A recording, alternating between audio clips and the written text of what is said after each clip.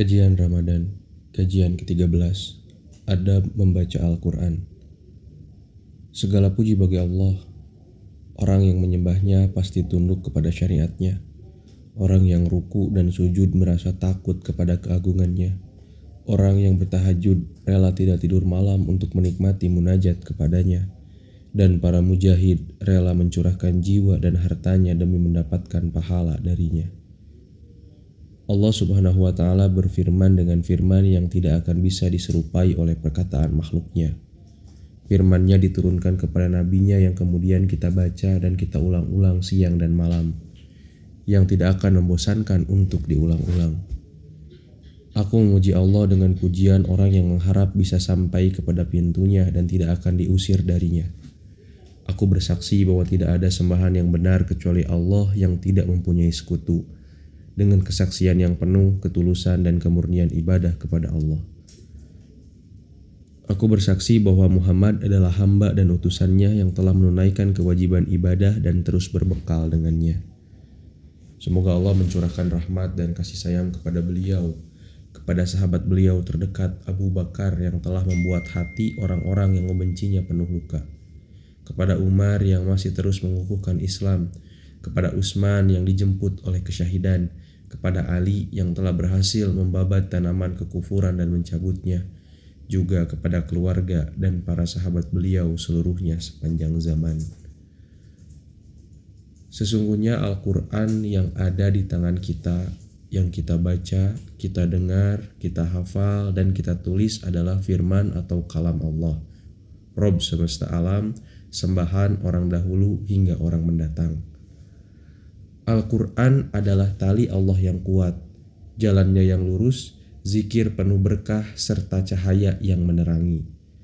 Allah berbicara dan berfirman dengan Al-Quran ini secara hakiki sebagaimana penyipatan yang layak dengan kemuliaan dan keagungannya. Allah menyampaikannya kepada Jibril yang terpercaya, salah seorang malaikat mulia yang dekat dengannya. Lalu Jibril membawanya turun untuk dimasukkan ke dalam dada Muhammad SAW agar ia menjadi pemberi peringatan dengan lidah Arab yang jelas. Allah menyifatinya dengan sifat-sifat yang agung agar kita semua mengagungkan dan menghormatinya. Allah Subhanahu wa Ta'ala berfirman, beberapa hari yang ditentukan itu ialah bulan Ramadan, bulan yang di dalamnya diturunkan permulaan Al-Quran sebagai petunjuk bagi manusia dan penjelasan-penjelasan mengenai petunjuk itu serta pembeda antara yang hak dan yang batil. Quran Surat Al-Baqarah ayat 185.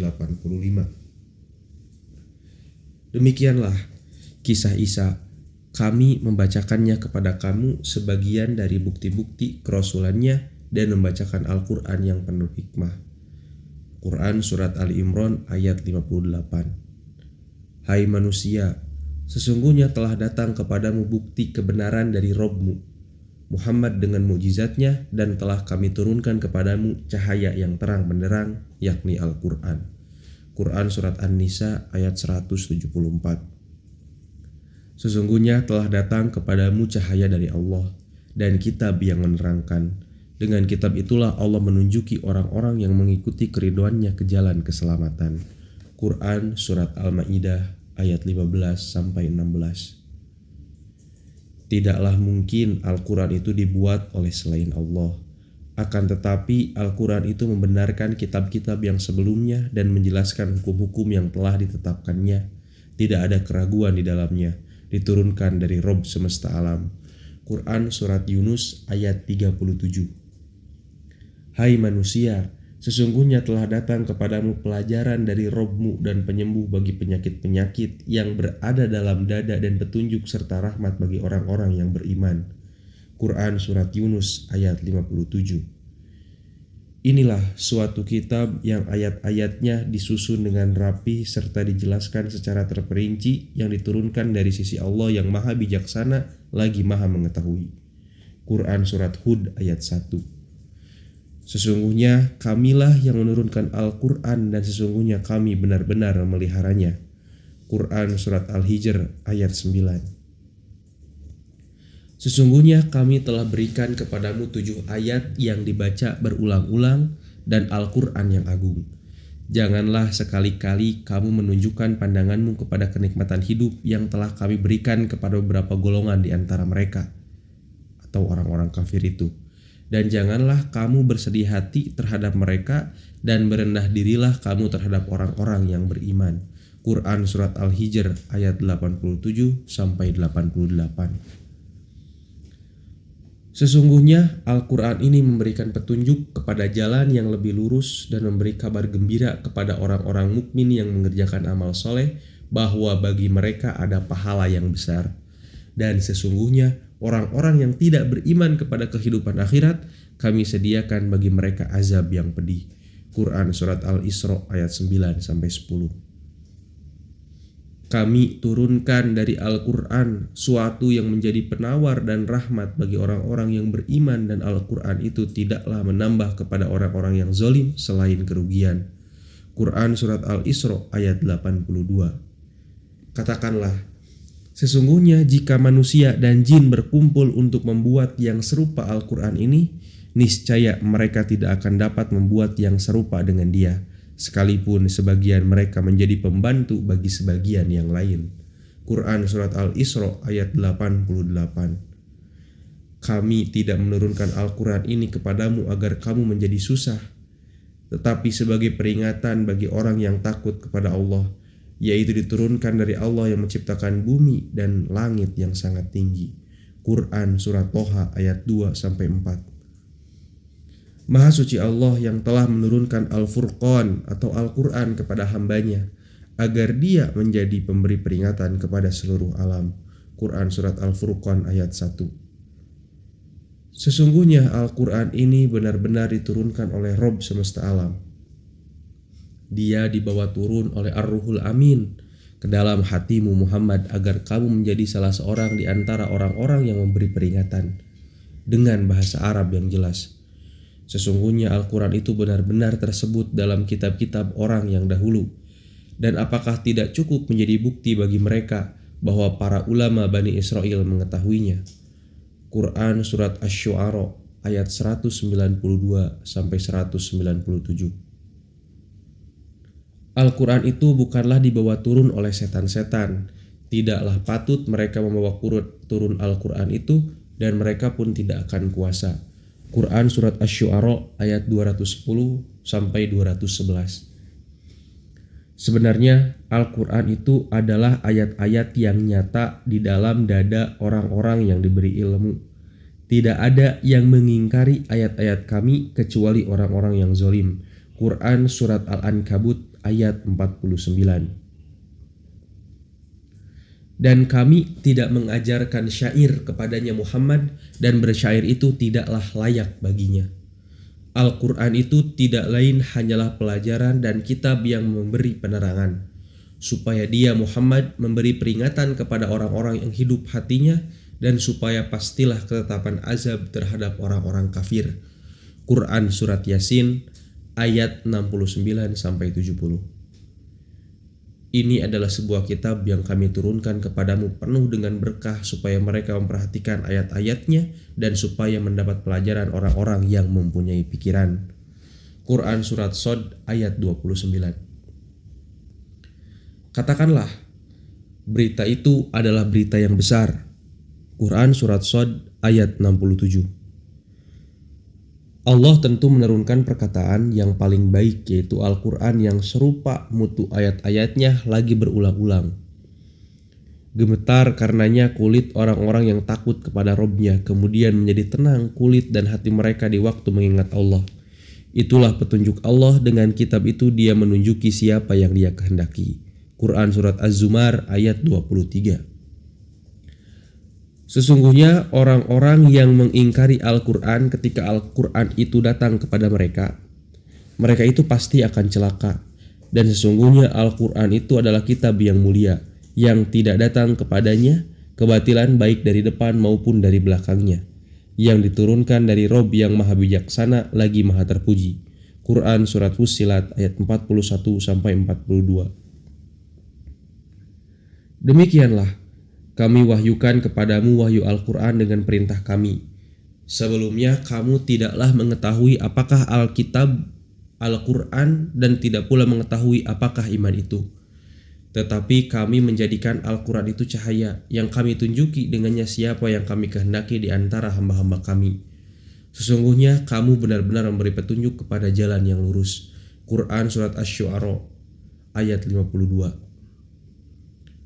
Sesungguhnya Al-Quran itu dalam induk Alkitab, Lauh Mahfuz di sisi kami, adalah benar-benar tinggi nilainya dan amat banyak mengandung hikmah.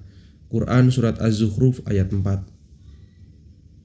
Al-Quran ini adalah pedoman bagi manusia, petunjuk dan rahmat bagi kaum yang meyakini.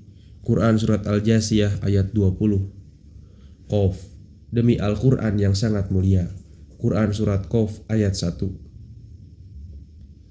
Maka aku bersumpah dengan tempat beredarnya bintang-bintang. Sesungguhnya sumpah itu adalah sumpah yang besar kalau kamu mengetahui. Sesungguhnya Al-Quran ini adalah bacaan yang sangat mulia. Pada kitab yang terpelihara, Lauh Mahfuz, tidak menyentuhnya kecuali hamba-hamba yang disucikan. Diturunkan dari Rob semesta alam. Quran Surat Al-Waqiah ayat 75-80.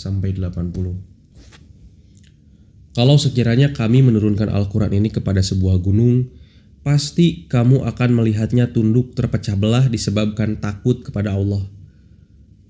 Perumpamaan itu kami buat untuk manusia supaya mereka berfikir.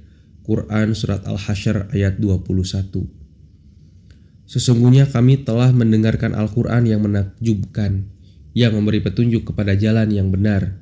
Quran Surat Al-Jin ayat 1-2. Bahkan yang didustakan mereka itu ialah Al-Quran yang mulia yang tersimpan dalam Lauh Mahfuz. Quran Surat Al-Buruj ayat 21 dan 22. Sifat-sifat yang agung yang cukup banyak yang telah kami kutip di sini maupun lainnya yang belum kami kutip, seluruhnya menunjukkan keagungan Al-Quran dan kewajiban kita untuk mengagungkannya, beradab terhadapnya ketika membacanya, dan menghindari perbuatan tak peduli dan main-main dalam membacanya. Adab yang pertama, mengikhlaskan niat karena Allah. Di antara adab membaca Al-Quran adalah mengikhlaskan niat karena Allah Subhanahu wa Ta'ala di dalam membacanya.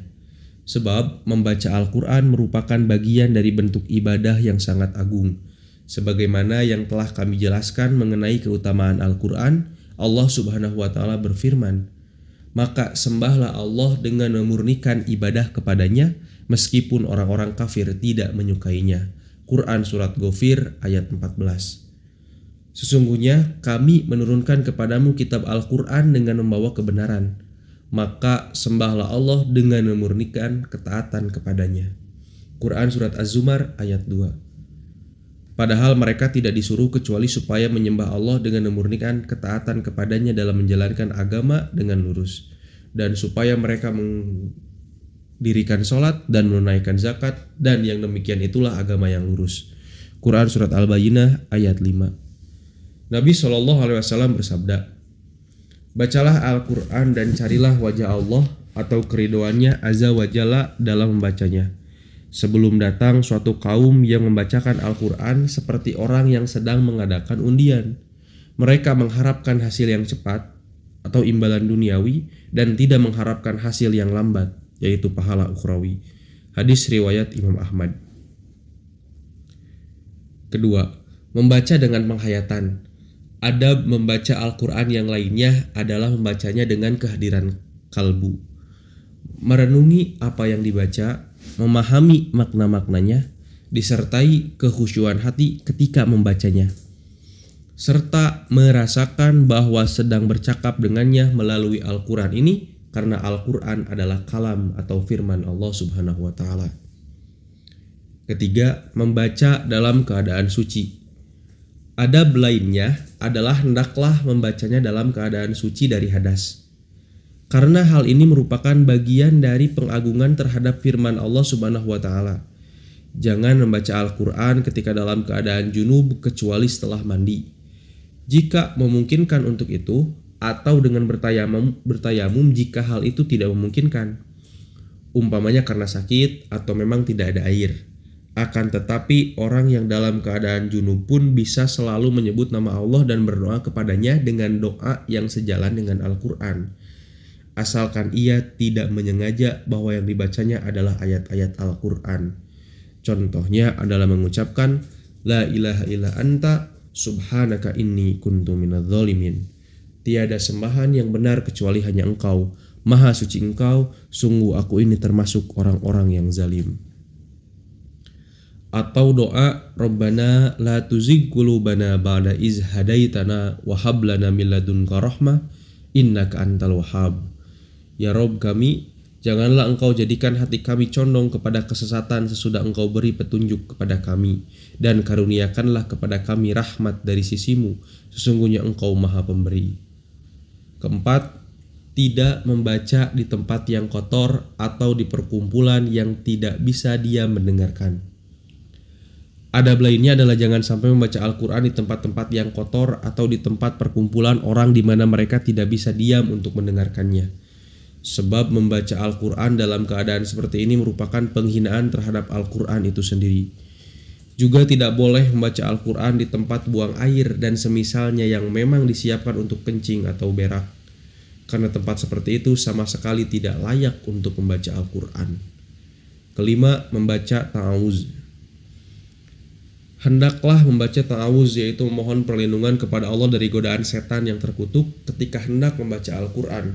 Allah berfirman, apabila kamu membaca Al-Quran, hendaklah kamu meminta perlindungan kepada Allah dari setan yang terkutuk. Quran Surat An-Nahl ayat 98. Tujuannya adalah agar tidak digoda dan dihalangi oleh setan untuk membacanya atau menyelesaikan bacaannya.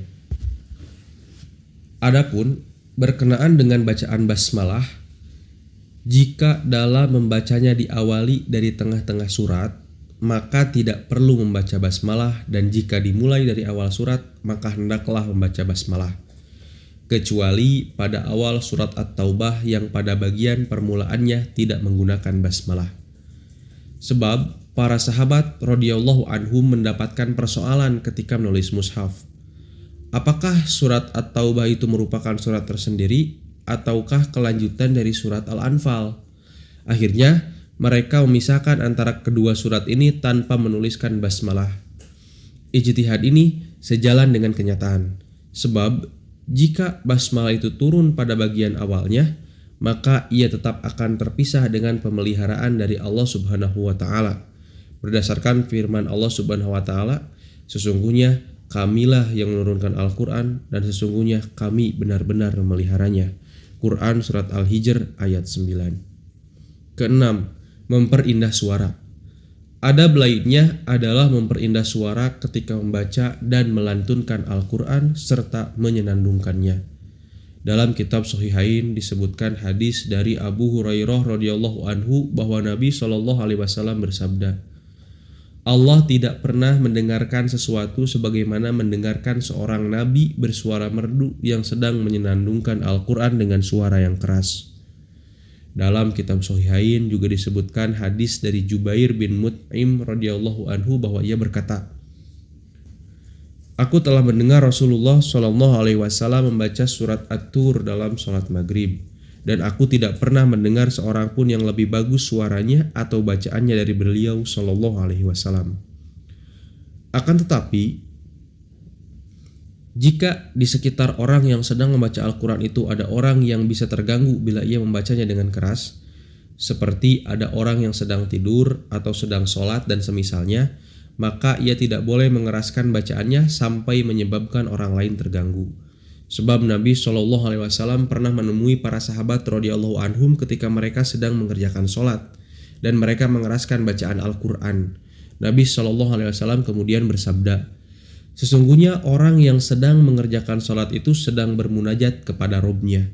Maka dari itu, perhatikanlah apa yang ia munajatkan kepadanya, dan janganlah sebagian dari kalian mengeraskan bacaan sehingga mengganggu yang lain. Hadis riwayat Imam Malik dalam kitab Al-Muwatta. Imam Ibnu Abdid Bar mengatakan bahwa hadis ini sahih. Ketujuh, membaca dengan tartil. Adab lainnya adalah membacanya dengan tartil berdasarkan firman Allah Subhanahu wa taala, bacalah Al-Quran secara tartil, yakni perlahan-lahan. Quran Surat Al-Muzammil ayat 4. Maka hendaklah membacanya dengan perlahan, Tidak perlu cepat-cepat atau terburu-buru, sebab hal itu akan membantu dalam merenungi makna-maknanya dan meluruskan huruf-huruf dan lafal-lafalnya. Dalam kitab Sahih Al-Bukhari disebutkan riwayat hadis dari Anas bin Malik radhiyallahu anhu bahwa ia pernah ditanya mengenai cara Nabi SAW dalam membaca Al-Quran. Lalu ia menjawab, beliau SAW membacanya dengan panjang-panjang. Beliau SAW membaca Bismillahirrahmanirrahim dengan memanjangkan lafal Bismillah, memanjangkan lafal Ar-Rahman, dan memanjangkan lafal Ar-Rahim.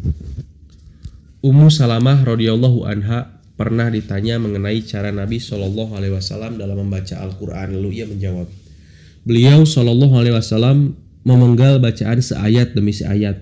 Bismillahirrahmanirrahim, berhenti. Alhamdulillahirabbil alamin, berhenti. Ar-Rahmanirrahim, berhenti. Maliki yaumiddin, berhenti. Hadis riwayat Imam Ahmad, Imam Abu Dawud, dan Imam At-Tirmizi.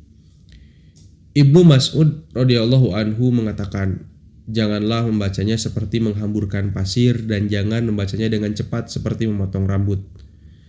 Berhentilah ketika menyaksikan keajaiban-keajaibannya dan gerakanlah hatimu dengannya. Jangan ingin cepat-cepat selesai. Tidak mengapa memang untuk membacanya dengan cepat, asalkan tidak mengurangi lafalnya dengan menggugurkan sebagian dari huruf-hurufnya atau memasukkan sesuatu yang tidak semestinya dimasukkan. Jika dalam membacanya terjadi pengurangan lafal, maka hal itu adalah haram, karena yang demikian itu berarti merubah Al-Quran. Kedelapan, melakukan sujud tilawah.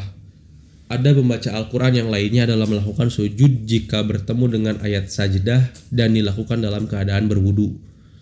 Kapanpun waktunya membaca Al-Quran, apakah di siang hari atau di malam hari. Caranya adalah bertakbir untuk melakukan sujud lalu mengucapkan Subhana Rabbiyal A'la, terus berdoa dan kemudian bangkit kembali dari sujud tanpa takbir dan tanpa salam. Sebab tidak ada riwayat dari Nabi SAW menyatakan hal seperti itu, kecuali jika sujud itu dilakukan dalam sholat, yang tentunya membaca takbir ketika akan sujud dan ketika bangkit dari sujud. Ini berdasarkan hadis dari Abu Hurairah radhiyallahu anhu bahwa ia membaca takbir dalam sholat ketika hendak bersujud dan ketika bangkit darinya. Abu Hurairah menyatakan bahwa Rasulullah SAW melakukan demikian. Hadis ini diriwayatkan oleh Imam Muslim. Diriwayatkan dari Ibnu Mas'ud radhiyallahu anhu bahwa ia berkata, aku pernah melihat Nabi SAW mengucapkan takbir setiap kali naik dan turun dan ketika berdiri dan duduk. Hadis riwayat Imam Ahmad, Imam An-Nasai, dan Imam At-Tirmizi yang sekaligus mensahihkannya. Hadis ini bersifat umum meliputi sujud dalam sholat maupun sujud tilawah dalam sholat. Demikianlah adab-adab dalam membaca Al-Quran. Karena itu beradablah dengan adab-adab tersebut. Berpeganglah dengannya dan carilah ridha Allah dengannya. Ya Allah, jadikan kami bagian dari orang-orang yang mengagungkan kesucian-kesucian ajaran-Mu. Berilah kami ampunan, juga kedua orang tua kami, serta seluruh kaum muslimin dengan rahmat-Mu, wahai sebaik-baik penyayang. Semoga Allah mencurahkan rahmat dan kedamaian kepada Nabi Muhammad serta kepada keluarga dan para sahabat seluruhnya.